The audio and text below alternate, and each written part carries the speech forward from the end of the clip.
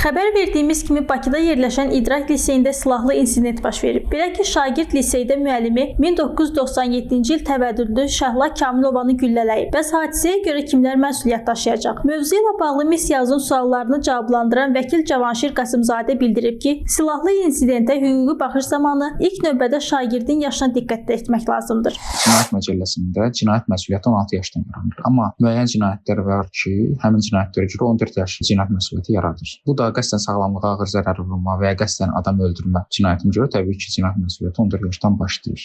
Ona təyin olunan cəza təbii ki, yetkinlik yaşına çatmadığına görə cinayət məcəlləsində nəzərdə tutulub yetkinlik yaşına çatmayan şəxslərə ən ağır cəza 10 ildən artıq ola bilməz və ona görə də 10 ilə qədər cəza gözləyir. Vəkil qeyd edib ki, əgər silahın sahibi uşağa silah veribsə, bu yalnız inzibati məsuliyyət yaratmır, həm də cinayət məsuliyyəti yaradır. Uşağın məktəbə daxil olub silahla daxil olması, burada ayrıca cinayət məsuliyyəti yaradır səhlənkarlıq maddəsi ilə.